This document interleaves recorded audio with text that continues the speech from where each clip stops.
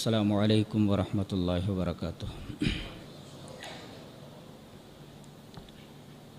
ان الحمد للہ نحمده ونستعینه ونستغفره ونعوذ باللہ من شرور انفسنا ومن سیئات اعمالنا من يهده الله فلا مضل له ومن يضلل فلا هادي له واشهد ان لا اله الا الله وحده لا شريك له واشهد ان محمدا عبده ورسوله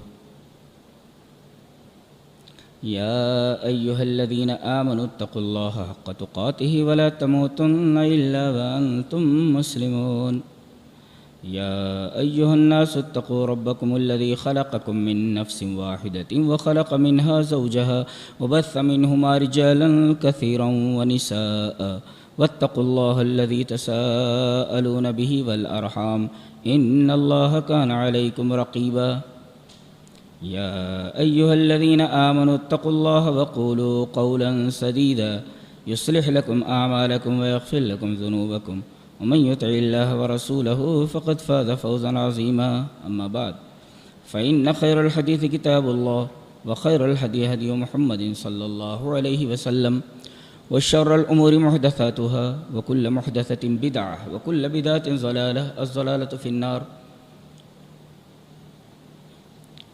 أعوذ بالله من الشيطان الرجيم بسم الله الرحمن الرحيم فاسألوا أهل الذكر إن كنتم لا تعلمون۔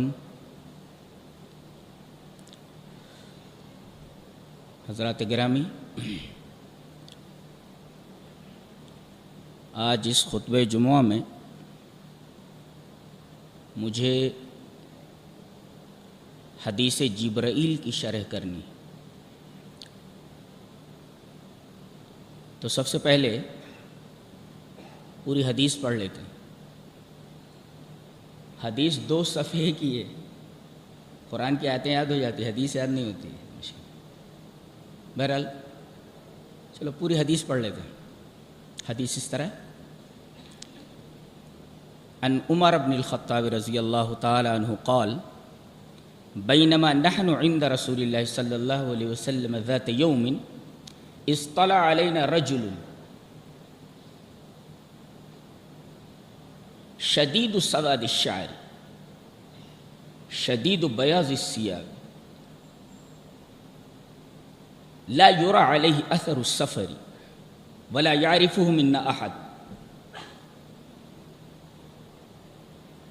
فجلس الى النبي صلى الله عليه وسلم حتى جلس الى النبي صلى الله عليه وسلم فاسند ركبتيه الى ركبتيه ووضع كفيه على فخذيه وقال يا محمد اخبرني عن الاسلام قال الاسلام ان تشهد ان لا اله الا الله وان محمد رسول الله وتقيم الصلاه وتؤتي الزكاه وتصوم رمضان وتحج البيت ان استطعت اليه سبيلا قال صدقت فعجبنا له يسأله ويصدقه قال فأخبرني عن الإيمان قال أن تؤمن بالله وملائكته وكتبه ورسله واليوم الآخر وتؤمن بالقدر خيره وشره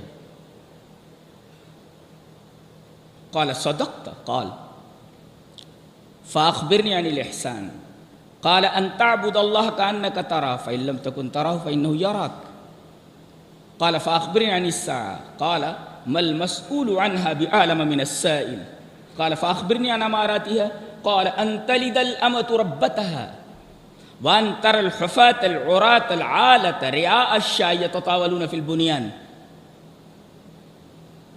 قال ثم انطلق فلبست مليا ثم قال لي يا عمر أتدري من السائل قلت والله ورسوله أعلم قال فإنه جبریل أتاكم يعلمكم دينكم۔ یہ 2 صفحے کی پوری حدیث تھی جو من وان پڑھ دی ہے۔ اگر آپ ٹیلی کریں گے تو واو اور زیر زبر کا بھی فرق نہیں ملے گا۔ یہ حدیث کچھ الفاظ کے اختلاف کے ساتھ مسلم شریف میں موجود ہے، لیکن الفاظ جو میں نے پڑھے ہیں ان الفاظ کے ساتھ یہ پوری حدیث مشکات المصابیح کتاب الایمان میں، آپ مشکات اٹھا کر کے دیکھیں گے کتاب الایمان کھول کر کے تو کتاب الایمان میں یہ روایت وہاں مل جائے گی. یہ تو اس حدیث کی ریڈنگ رہی، ہم نے اس کو ریڈ کیا، پڑھا. یہ حدیث کتنی عظیم الشان ہے، اس کے بارے میں امام قرطبی رحمۃ اللہ نے فرمایا، الفاظ اس طرح ہیں: قال القرطبی هذا الحدیث يصلح ان يقال له ام السنہ. یہ حدیث اس لائق ہے کہ اسے ام السنہ کہا جائے. کیا سمجھ میں آیا؟ سورہ فاتحہ کو کیا کہتے ہیں؟ ام القرآن. ام القرآن کہنے کا کیا مطلب ہے؟ جیسے ماں سے بچے پیدا ہوتے ہیں، نکلتے ہیں، یعنی بچوں کی پیدائش کا جو سورس ہے وہ ماں ہے، بچے وہیں سے نکلتے. ایسے ہی الف لام میم سے لے کر کے والناس تک جتنے بھی مضامین ہیں وہ سارے کے سارے مضامین ان شارٹ بالاختصار سورہ فاتحہ میں موجود ہیں. گویا کہ سورہ فاتحہ کے اندر جو ان شارٹ مضامین موجود ہیں وہ تفصیلاً پورے قرآن میں آئے. گویا کہ سورہ فاتحہ اور قرآن میں جو ریلیشن ہے، جو ربط ہے، وہ اجمال اور تفصیل کا ہے. اجمالاً ان شارٹ پورے قرآن حکیم کے مضامین سورہ فاتحہ میں موجود ہیں. ایسے ہی نبی کریم صلی اللہ علیہ وسلم کی جتنی بھی احادیث آپ پڑھیں گے وہ تمام احادیث اسی حدیث سے نکلی ہوئی ہیں، اس لیے کہ سنت کی ماں ہے. جیسے سورہ فاتحہ قرآن کی ماں ہے، ایسے یہ حدیث سنت کی ماں ہے. جیسے اس سورہ سے تمام کی تمام آیات کے جو مضامین ہیں وہ نکلے ہیں، ایسے ہی تمام احادیث رسول اس حدیث پاک سے نکلے. گویا کہ سورہ فاتحہ ام القرآن ہے اور یہ حدیث ام السنہ ہے، ام الاحادیث ہے.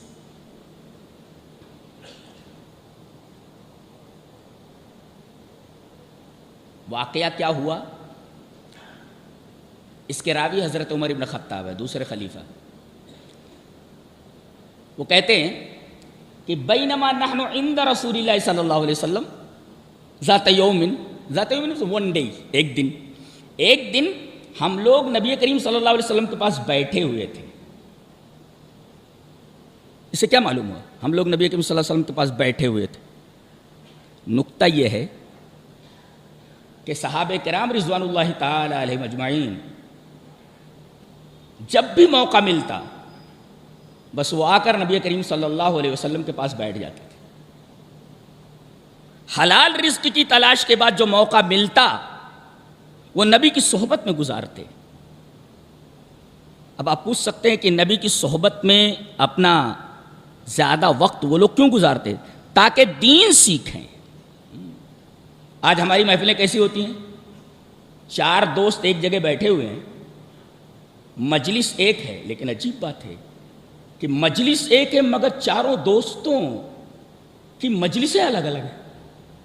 ایک مجلس میں 4 دوست بیٹھے ہوئے ہیں مگر سب الگ الگ مجلسوں، الگ الگ محفلوں میں ہیں. یعنی مجلس میں بیٹھ کر کے چاروں دوست تنہا ہیں، الگ الگ ہیں، اپنے اپنے موبائل میں گم ہیں. بہت بڑی لعنت ہے یہ.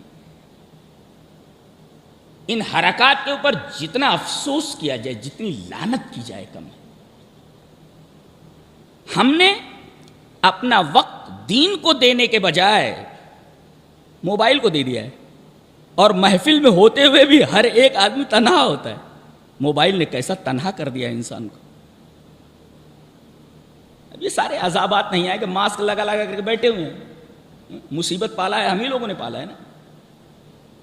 صحابہ کرام کو کبھی بھی ماسک وغیرہ لگانے کی ضرورت نہیں پڑی. جی. بینما نحن عند رسول اللہ صلی اللہ علیہ وسلم ذات یوم، ہم لوگ نبی کریم صلی اللہ علیہ وسلم کے پاس ایک دن بیٹھے ہوئے تھے. کیوں بیٹھے ہوئے تھے؟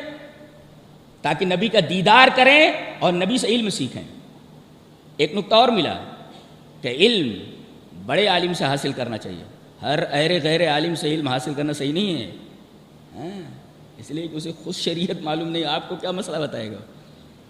نبی کریم صلی اللہ علیہ وسلم دنیا کے سب سے بڑے عالم، اور یہ صحابہ نبی کریم صلی اللہ علیہ وسلم سے دین سیکھ رہے ہیں۔ نقطہ یہ ملا کہ علم بڑے عالم سے سیکھنا چاہیے، ہر غیر عالم سے علم سیکھنا درست نہیں ہے۔ اچھا، اس کے بعد کہتے ہیں ہم لوگ بیٹھے ہوئے تھے، اطلع علینا رجل، ایک مرد دکھائی پڑا آتا ہوا۔ یہ رجل کیوں کہا؟ یہ رجل کون ہے؟ جبرائیل ہے، مرد کی شکل میں آئے۔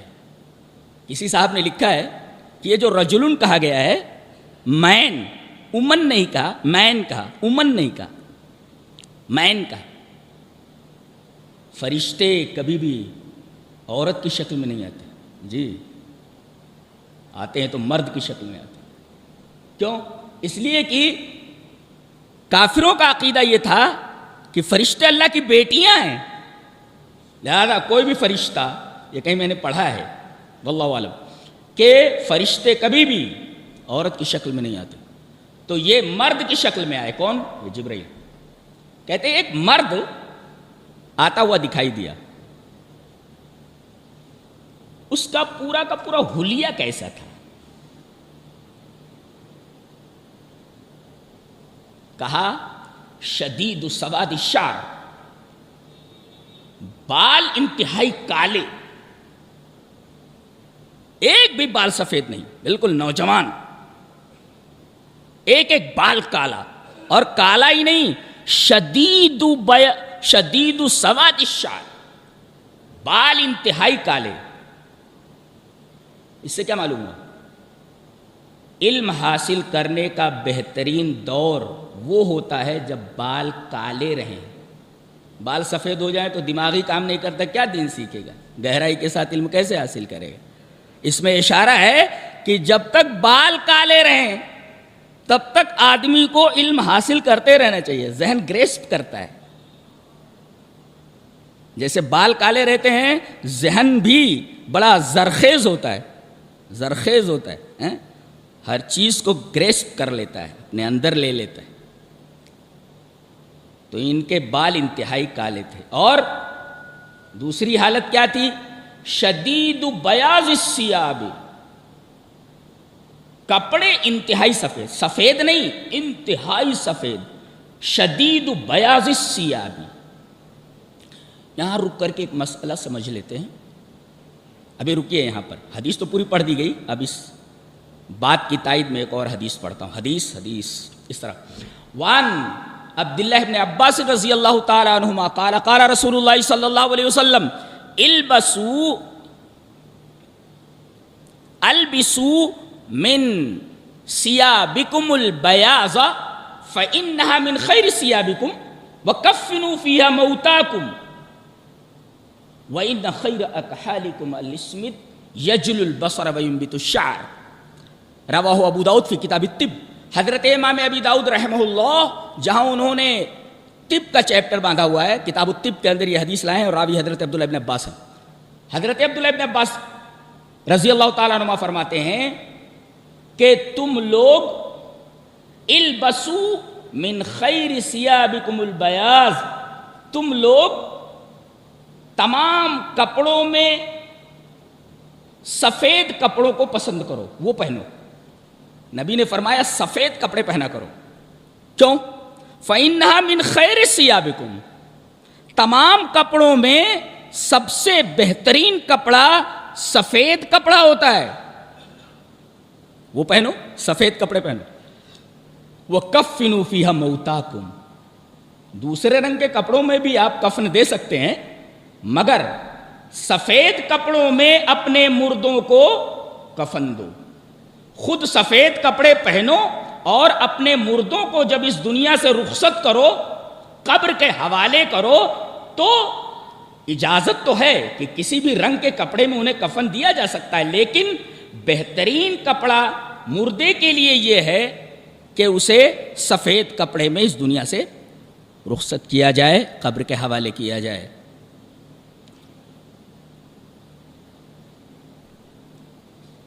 میت کو کتنے کپڑے دیے جائیں؟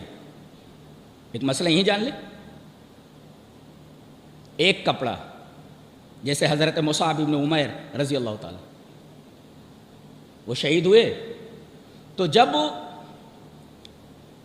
اتنا کپڑا نہیں تھا، کپڑے کو پیر کی طرف کھینچتے تو سر کھل جاتا، اور سر کی طرف کھینچتے تو پیر کھل جاتا۔ نبی کریم صلی اللہ علیہ وسلم نے یہ منظر دیکھا، اور پرنس تھے وہ مکہ کے، کپڑا ایک دن پہنا دوسرے دن وہ کپڑا اتار دیتے، بہت بڑے گھر کے تھے، لیکن شہادت اس حال میں ہوئی کہ اتنا کپڑا نہیں تھا۔ کیسے ہوشیار لوگ تھے! ہم تو دنیا بنانے کے چکر میں آخرت کو برباد کر دیتے ہیں، ان لوگوں نے آخرت بنانے کے چکر میں اپنی دنیا برباد کر دی اور کامیاب ہوئے۔ بہت ہوشیار لوگ تھے وہ، دنیا کے ذہین ترین لوگ۔ دنیا ہاتھ سے چلی گئی مگر آخرت کو ہاتھ سے جانے نہیں دیے۔ یہ دنیا کتنے دن رہتی ہے، کتنے دن کسی کے ساتھ رہتی ہے؟ ذرا غور کرو، سب تمہیں مٹی کے حوالے کر کے چلے آتے ہیں، من و من مٹی کے نیچے۔ ارے سنجیدگی سے اگر سوچ لو تو کھانا ہضم نہیں ہوگا، کھانا نہیں کھا سکتے۔ ہم لوگوں کے ساتھ کیا ہونے والا ہے؟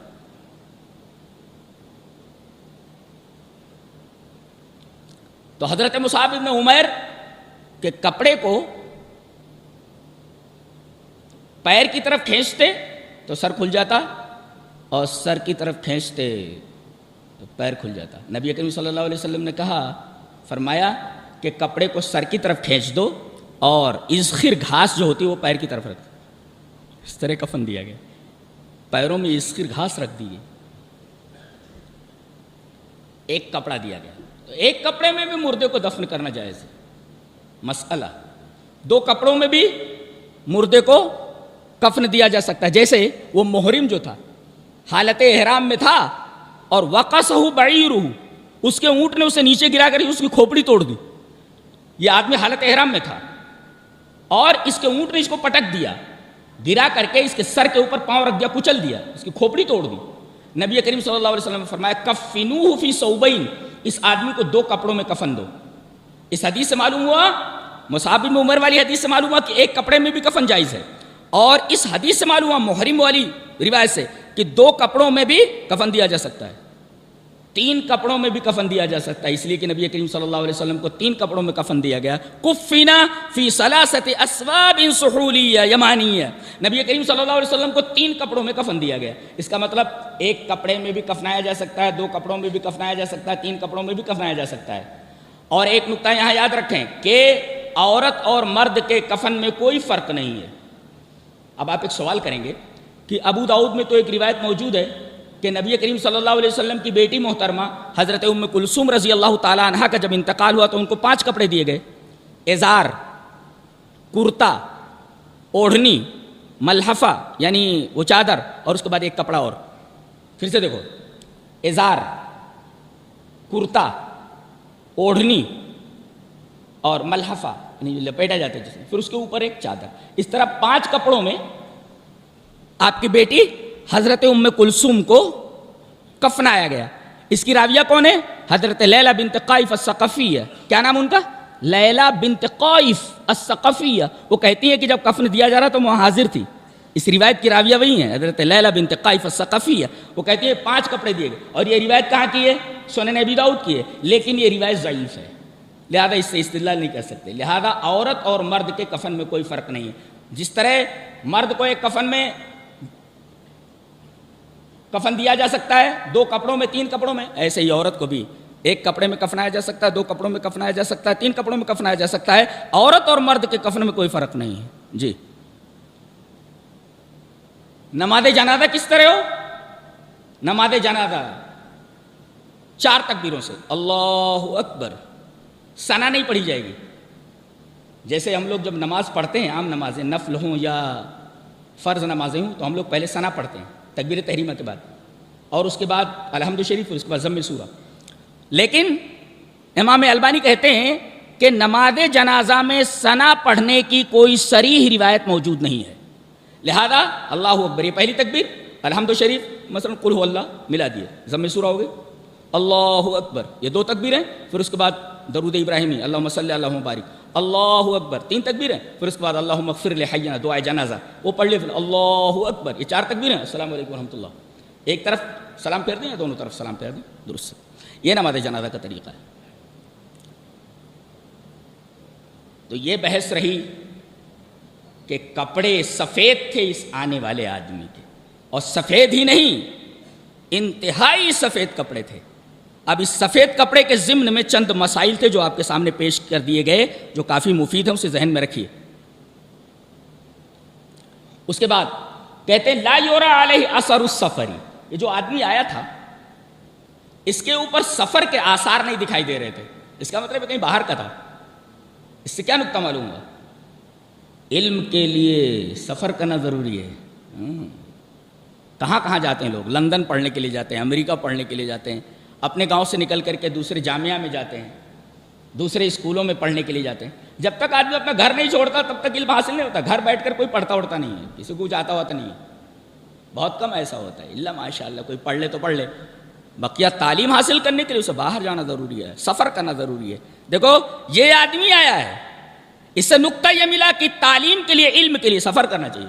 حضرت موسیٰ علیہ السلام نے ایک دفعہ تقریر فرمائی، تقریر بہت عمدہ تھی. لوگوں نے کہا کہ لگتا ہے کہ انت عالم اہل الارض، آپ دنیا کے سب سے بڑے عالم ہیں.